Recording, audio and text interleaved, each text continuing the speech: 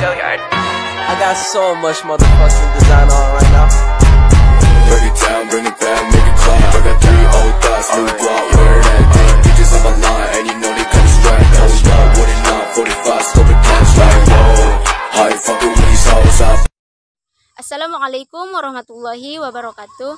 Perkenalkan, nama saya Desi Fitriani Haryanja dari Prodi Manajemen Bisnis Syariah 3C. Di sini saya akan membahas tentang sekitaran siklus perekonomian seperti inflasi, resesi, depresi, dan bagaimana pengaruh ketiga tersebut terhadap tingkat pengangguran. Baik, untuk mempersingkat waktu, mari masuklah kita ke materi yang pertama, yaitu membahas tentang inflasi. Apa itu inflasi? Inflasi merupakan kenaikan harga suatu barang atau jasa secara terus-menerus, ataupun jika terjadi kenaikan harga suatu barang, maka akan mengakibatkan permintaan terhadap barang tersebut akan menurun, dan begitu juga sebaliknya. Apabila harga suatu barang itu menurun, maka permintaan terhadap barang itu akan semakin meningkat. Oleh karena itu, maka terjadilah ketidakstabilan antara produktivitas dengan permintaan. Dengan tepatnya, definisi dari inflasi adalah ketidakstabilan harga suatu barang ataupun jasa. Setelah kita mengetahui apa itu inflasi, maka masuklah kita kepada jenis-jenis inflasi. Jenis-jenis inflasi pada asalnya dapat dibagi menjadi 2. Yang pertama, inflasi dalam negeri, dan yang kedua, inflasi luar negeri. Kalau dalam tingkat harga, inflasi dapat dibagi menjadi 4. Yang pertama, inflasi ringan. Inflasi ringan merupakan inflasi kenaikan harga di bawah 10% per tahunnya. Dan yang kedua, inflasi pertengahan. Inflasi pertengahan merupakan kenaikan harga antara 10% hingga 30% per tahunnya. Dan yang ketiga, inflasi berat. Inflasi berat merupakan kenaikan harga antara 30% hingga 100% per tahunnya.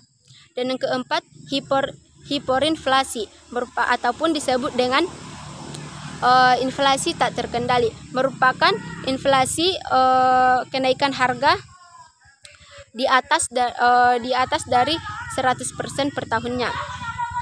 Sedangkan berdasarkan pengaruhnya pada tingkat harga dapat dibagi menjadi 3. Yang pertama, inflasi tertutup. Apa itu inflasi tertutup? Merupakan kenaikan harga suatu barang secara sebagian ataupun tidak menyeluruh. Dan yang kedua, inflasi terbuka. Inflasi terbuka merupakan kenaikan harga suatu barang ataupun jasa secara menyeluruh, ataupun harga semua barang itu naik. Dan yang ketiga, hiperinflasi merupakan inflasi yang berat, di mana harga suatu barang itu terus berubah, terus meningkat, di mana mengakibatkan orang-orang tidak dapat menahan uang lebih lama dikarenakan perubahan nilai uang yang terus merosot.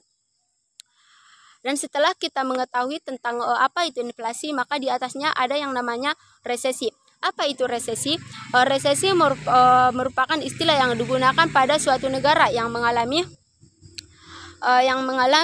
keterlambatan dalam perputaran ekonomi, ataupun perekonomiannya sedang memburuk selama jangka waktu yang cukup lama, pada 2 periode ataupun 2 kuartal.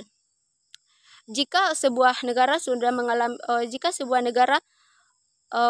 mengalami ketidakstabilan perekonomian selama 2 periode berturut-turut, maka itu disebut dengan resesi. Oleh karena itu, ada beberapa faktor yang mengakibatkan terjadinya resesi tersebut, di mana di antara yang pertama, inflasi. Inflasi merupakan salah satu faktor yang mengakibatkan resesi tersebut. Sebagaimana tadi kita sudah belajar bahwa inflasi itu merupakan ketidakstabilan harga. Dan yang kedua, perkembangan teknologi. Perkembangan teknologi juga merupakan salah satu yang mengakibatkan faktor dari resesi, di mana dengan adanya perkembangan teknologi akan mengurangi tenaga kerja dalam melakukan usaha, di mana pekerjaan seseorang diambil alih oleh teknologi tersebut, di mana yang seharusnya mengerjakan sesuatu itu diperlukan tenaga kerja yang banyak, akan tetapi dengan adanya teknologi tersebut akan mengurangi tenaga kerja. Dan yang seterusnya, nilai impor lebih besar daripada nilai ekspor itu juga merupakan salah satu yang mengakibatkan resesi dan ketidakstabilan antara konsumen dan produksi, di mana juga sudah banyak barang yang diproduksi, akan tetapi tingkat permintaannya menurun, maka itu akan terjadi ketidakseimbangan, dan itu juga salah satu penyebab resesi.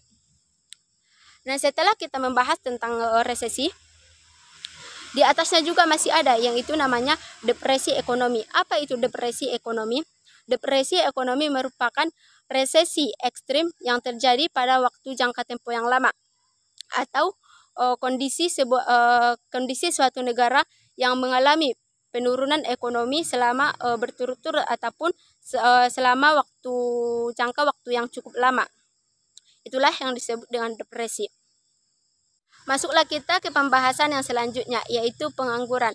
Pengangguran merupakan kata yang sudah sering kita dengarkan dalam kehidupan sehari-hari, di mana pengangguran merupakan kondisi atau keadaan seseorang yang sudah dikategorikan dalam tingkat kerja, akan tetapi belum memenuhi pekerjaan atau belum mendapatkan pekerjaan.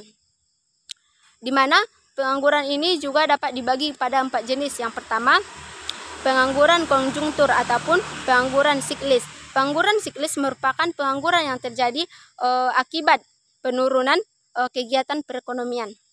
Dan yang kedua, pengangguran struktural. Pengangguran struktural merupakan pengangguran yang terjadi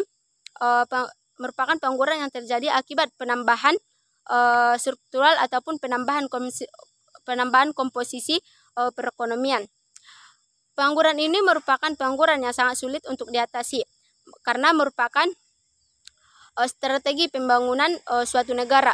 Akan tetapi walaupun hal tersebut sulit untuk diatasi, bukan berarti tidak ada cara untuk mengatasinya, melainkan bisa diatasi dengan cara melakukan pelatihan hingga tercapainya tenaga kerja yang terampil. Dan yang ketiga, pengangguran normal ataupun disebut dengan pengangguran friksional. Pengangguran normal merupakan pengangguran yang terjadi akibat kesulitan terampil atau dalam mempertemukan antara pemberi kerja dengan pelamar pekerja. Dan pengangguran ini juga terjadi akibat mencari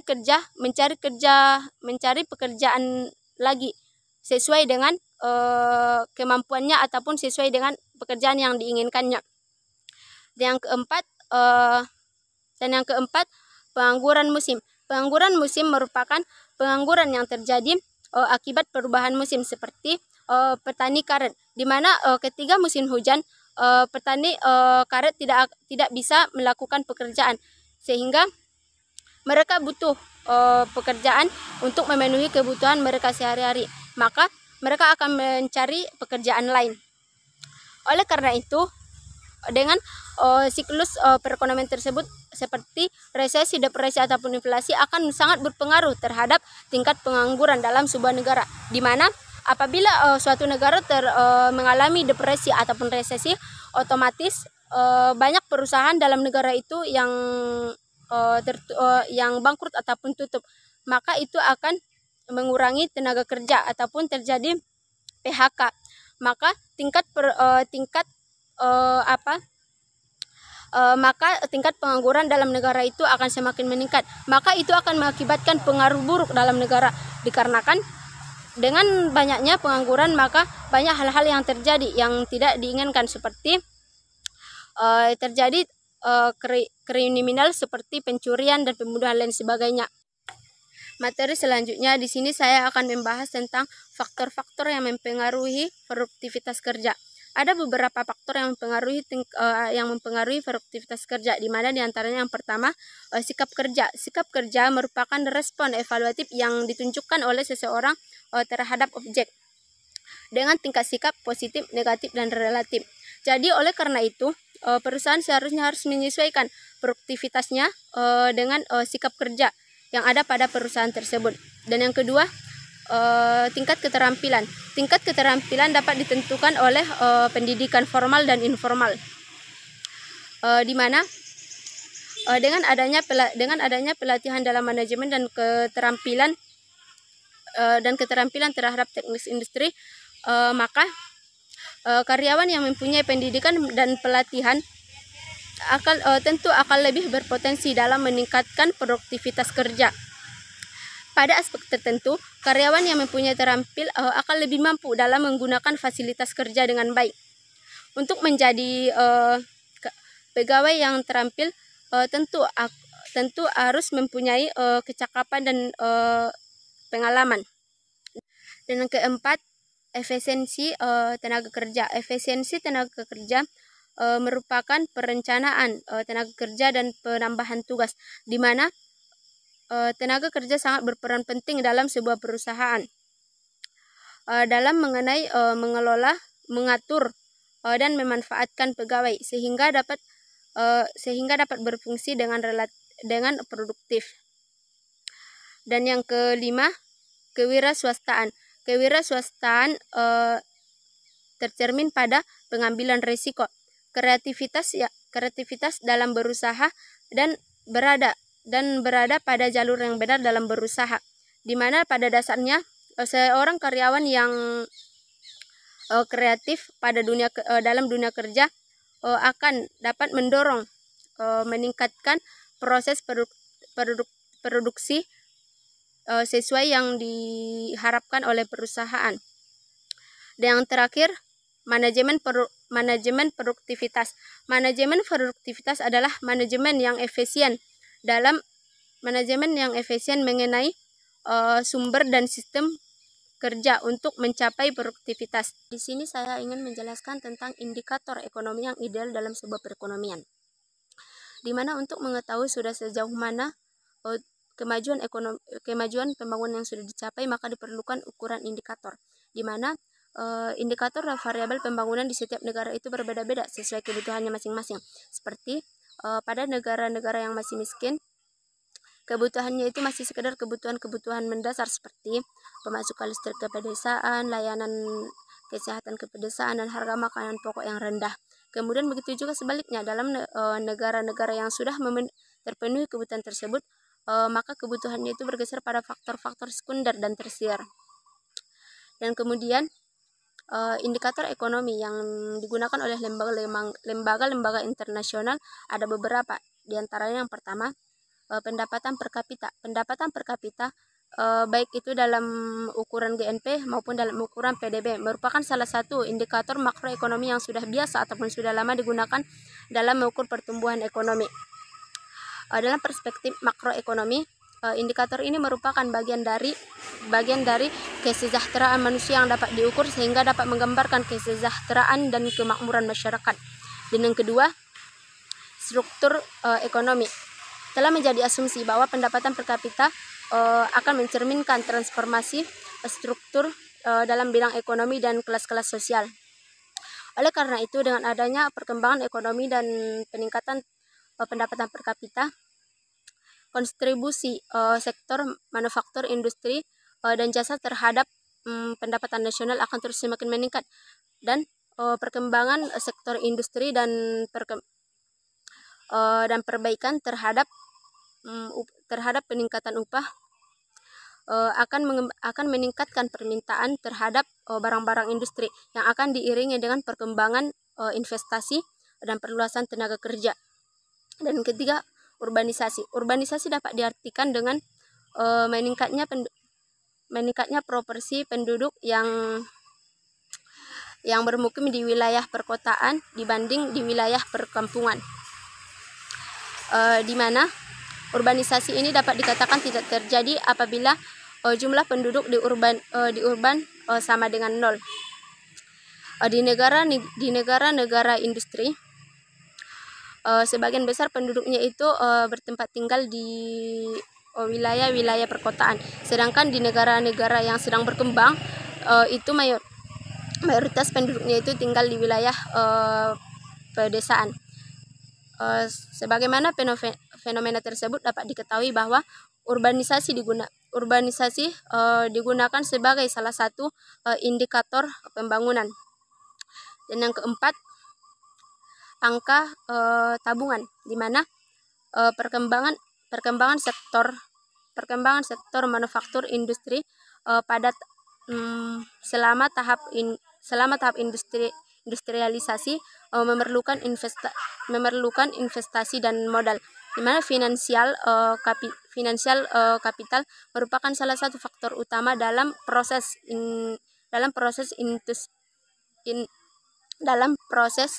industrialisasi dalam masyarakat.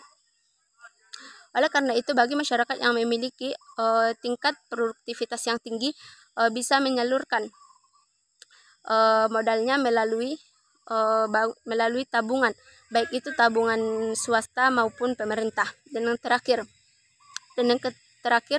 indeks kualitas hidup. Indeks kualitas hidup digunakan untuk mengukur kesejahteraan dan kemakmuran masyarakat. Indeks kualitas hidup ini dapat dilihat berdasarkan angka rata-rata harapan hidup bayi umur 1 tahun, angka tingkat kematian bayi, dan angka melek huruf.